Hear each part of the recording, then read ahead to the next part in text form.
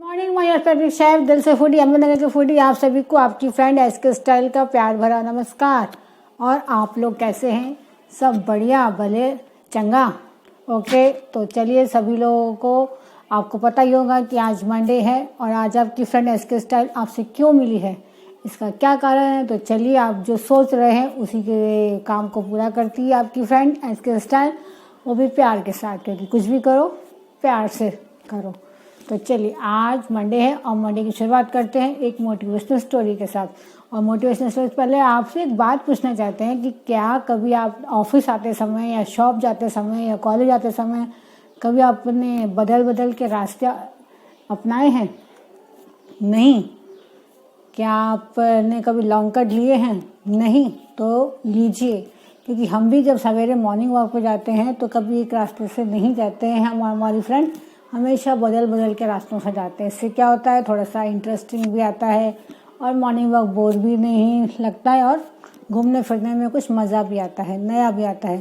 तो ठीक उसी तरह कि क्यों आप अपनी लाइफ को बोरिंग बनाते रहें, वही कुछ नया कीजिए ना। अरे कुछ कमाएंगे नहीं, कम से कम सीखेंगे तो सही, तभी तो आपकी बोरिंग भरी ज़िंदगी बनेगी आहा ज़िंदगी। तो ठीक है, तो आपको हमारी ये थॉट पसंद आई होगी। इसी थॉट के साथ शुरू करते हैं आज की कहानी। इस कहानी के लिए आपको लेके चलती हूँ राजा के दरबार में। एक राजा था, बहुत ही दयालु, बहुत ही प्यारा। वो राजा ऐसा था कि उसकी प्रजा उसको बहुत पसंद करती थी, बहुत प्यार करती थी। राजा अपने काम में भी मन लगाता था और अपने परिवार वालों को भी पूरा टाइम देता था। सब कुछ अच्छे से चल रहा था। राजा को किसी चीज़ की कमी नहीं थी, लेकिन कहते हैं ना कि हर इंसान कभी भी संपूर्ण नहीं होता, कुछ ना कुछ उसके पास तकलीफ रहती है, चाहे वो राजा हो चाहे वो प्रजा हो। ऐसे ही राजा के पास एक बहुत परेशानी थी। राजा के पास सब कुछ अच्छा था, वो खुश था अपनी लाइफ से, लेकिन एक चीज़ की कमी थी उसके पास जो उसको हमेशा ये खलती रहती थी। उसके घर में किसी बच्चे की किलकारी नहीं घूमती थी। बहुत तप उसने करवाए, हवन करवाए, पूजा पाठ करवाई, नीम हकीमों को उसने दिखाया, बड़े से बड़ा वैद्य बुलाया, जैसा वैद्य बोलते थे वैसा का वैसा वो ट्रीटमेंट करता था राजा। बड़ी मुश्किल से उसके आंगन में एक किलकारी गूंजी। राजा बहुत खुश इस बात को लेके कि उसके भी घर में अब एक किलकारी गूंजने लगी है। और राजा वैसे ही दान धर्म में बहुत बड़ा उसका हाथ था, हमेशा कुछ न कुछ प्रजा को देने के लिए आगे रहता ही था, कोई ना कोई अवसर वो ढूंढता ही रहता था। ये तो बहुत बड़ा अवसर था कि उसके मन की इच्छा पूरी हुई, उसकी रानी माँ बनी और वो उसको पिता का सुख मिला। तो इस खुशी में वो अपनी प्रजा को भी शामिल उसने करना चाहा और उसने अपनी प्रजा को कुछ देना चाहा। उसने पूरे महल में ये ऐलान करवा दिया कि मैं इतना खुश हूँ कि मैं अपनी प्रजा को भी साथ में खुश करना चाहता हूँ। वो मेरे राजमहल में आए, उनका हाथ जोड़ के मेरे राजमहल में स्वागत है और वो जो चाहेंगे, जिस चीज़ पे हाथ रखेंगे वो चीज़ उनकी हो जाएगी और उनको देने में मुझे कोई तकलीफ़ भी नहीं होगी।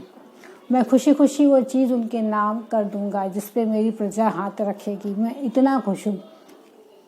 तो राजा को तो वैसे भी देना बहुत अच्छा था लगता।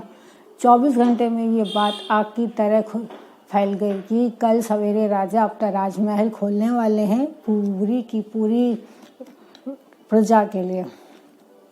और पूरे गांव में ये खबर फैल गई। सब लोग आपस में झुंड बना के बातें करने लगे कि मैं घोड़ों पे हाथ रखूँगा तो घोड़े मेरे हो जाएंगे। किसी ने हाथी के बारे में सोचा कि मैं हाथी पर हाथ रखूँगा तो हाथी मेरा हो जाएगा।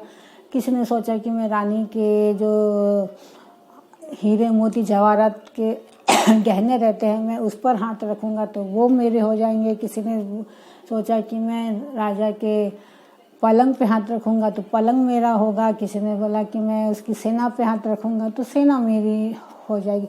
सब आपस में ही ऐसे बात थे कर रहे और वहाँ पे सब बात करते करते दूसरे दिन सवेरे हो गई।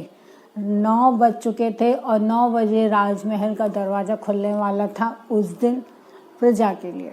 तो 9 बजते ही साथ प्रजा के लिए दरवाज़ा राजमहल का खोला गया और जैसे ही दरवाज़ा खुला पूरी की पूरी पब्लिक उस पर एक दूसरे को धक्का मारती हुई इधर उधर भागती रही कि जो मैंने सोचा है वो मुझे मिल जाए। राजा बड़ा खुश था, अपने सिंहासन पे वो बैठा हुआ था और ये सब चीज़ों को देख रहा था, ऑब्जर्व था कर रहा कि कौन सा इंसान किस चीज़ को हाथ लगा रहा है। राजा को कोई चिंता नहीं थी कि उसका आज सब कुछ चला जाएगा, क्योंकि वो देने में बहुत ही एक्सपर्ट था। तो किसी ने उसके हाथी को हाथ लगा दिया, हाथी उसका हो गया, किसी ने, और सबसे बड़ी बात थी कि सबको एक ही मौका मिलना था, सिर्फ एक ही बार किसी चीज़ को हाथ अपन लगा सकते थे। किसी ने हाथी को हाथ लगा दिया, किसी ने घोड़ों को लगा दिया, किसी ने सेना को लगा दिया, किसी ने उसके कपड़ों को लगा दिया। ऐसे ऐसे सब खलबली थी मच गई। राजा अपने सिंहासन पे बैठा था तो वहाँ पे एक माता पिता के साथ आई एक छोटी सी बच्ची थी। भीड़ भाड़ में वो इधर उधर भाग रही थी, उसको उसके माँ बाप दिख नहीं रहे थे। तो उसने क्या किया और वो राजा के पास जाने लगी सीढ़ियों की तरफ। छोटी सी थी, धीरे धीरे धीरे धीरे वो राजा के पास ही थी जा रही। राजा भी उसको देखकर ये सोचने लगा कि शायद इस बच्ची को भी कुछ चाहिए। राजा के पास जैसे ही वो बच्ची आई और उसने राजा को बोला कि मुझे गोद में उठाओ, तो राजा बड़ा खुश की थी छोटी सी प्यारी सी बच्ची उसको गोद में उठाने के लिए कह रही है। उसने उस बच्ची को दिल से गोद में उठा लिया और जैसे ही उसने गोद में उठाया उसने राजा को जोर से गले लगा लिया और राजा ने उससे प्यार से पूछा, बेटा आपको क्या चाहिए? फिर से उसने ये सुन के और जोर से राजा को गले लगा लिया। तो वो राजा को बोलना चाहती थी कि मुझे राजा चाहिए, और उसने ये जब जैसे ही कहा तो और उसकी ये बातें प्यारी सी बातें सुन के उसने उस राजा को भी राजा ने भी उस लड़की को जोर से गले लगा लिया, क्योंकि वो जो छोटी सी प्यारी सी लड़की थी वो उस राजा को खोना नहीं चाहते थे, कि जो हमेशा कुछ ना कुछ प्रजा को देना चाहता है, किसी न किसी बहाने से उनको देता ही रहता है, वो ऐसे राजा को खोना नहीं चाहती थी। तो उसको यही लग रहा था कि अगर राजा ही मेरा हो गया तो मुझे किसी चीज़ की ज़रूरत है ही नहीं। तो उसने ये सोच के ज़ोर से हाथ लगाया और इसकी ये बात को देखकर पूरी की पूरी प्रजा हैरान हो गई कि हमारे दिमाग में ये ख्याल क्यों नहीं आया, क्यों हम ये छोटी छोटी चीज़ों के पीछे भागते रहे, क्यों हमने राजा को गले नहीं लगाया, क्यों हमने राजा पे हाथ नहीं रखा। ऐसा राजा तो किस्मत वाले को मिलता है कि जो हमेशा अपनी प्रजा को देने के लिए सोचता रहता है। कहानी बहुत छोटी सी है, पर ये कहानी हमको यही सिखाती है कि यहाँ राजा कौन है? ऊपर वाला, और हम सब कौन है? उसकी प्रजा। और हम हमेशा क्या उससे मांगते रहते हैं? छोटी छोटी चीज़ें, बंगला, गाड़ी, बिजनेस, पैसा, ट्रिप्स, हेलीकॉप्टर, ये सब मांग के आप उसका अनादर क्यों करते हैं? अगर आपको मांगना ही है तो उस राजा को यानी उस ईश्वर को ही मांग लीजिए। अगर उसको ही आपने अपना बना लिया तो आपको किसी और चीज़ की ज़रूरत पड़ेगी ही नहीं। दोस्तों, हमेशा उसको अपना बनाने की कोशिश कीजिए, उसको अपना बना लीजिए, क्योंकि जिसका रिश्ता ऊपर वाले के साथ बहुत अच्छा है उसका नीचे वाले कुछ बिगाड़ नहीं सकते। तो हमेशा अपने रिश्तों को ऊपर वाले के साथ स्ट्रॉन्ग कीजिए, और कभी भी अगर आपको मांगने का मौका आए तो छोटी छोटी चीज़ें मत मांगिए। राजा को मांग लीजिए, ईश्वर को मांग लीजिए, कुछ मांगने के लिए रहेगा ही नहीं, क्योंकि फिर तो सब कुछ आपके पास खुद आना ही है। ओके दोस्तों, तो अपने कभी भी अपने आपको देख के या पड़ोसियों को देख के ये मत सोचा कीजिए कि ऊपर वाले ने मुझे ये नहीं दिया, ऊपर वाले ने मुझे वो नहीं दिया। कम से कम ऊपर वाले का शुक्र कीजिए कि ऊपर वाला ही आपके साथ है। जिसके साथ ऊपर वाला है उसको किसी और चीज़ की ज़रूरत ही नहीं। तो जब राजा आपके पास आए, ऊपर वाला आए, तो याद रखिए कि आपको क्या मांगना है। आपको सिर्फ ऊपर वाले को ऊपर वाले से मांगना है, बाकी कुछ नहीं मांगना है। बाकी तो सब कुछ आपको वो देना ही है उसको। ओके दोस्तों, और सब्र कीजिए, हर चीज़ आपको मिलती है। यकीन मानिए, आपने जिस चीज़ के लिए जितना सब्र किया है, जब वो ऊपर वाला आपका ऊपर वाला बन के आएगा, तो वो देखिए आपको इतना देगा कि आप उसको संभाल भी नहीं पाएंगे।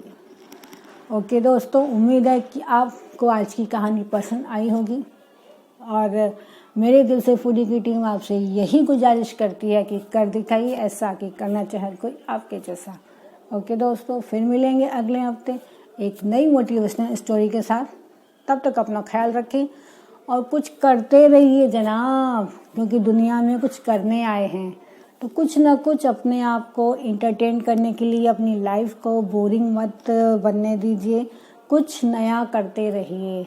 कमाने के लिए ना सही, कम से कम सीखने के लिए ही करते रहिए। बोरिंग लाइफ से थोड़ा इंटरेस्टिंग लाइफ में आने की कोशिश आप कीजिए, तभी तो आपकी लाइफ बनेगी अहज जिंदगी।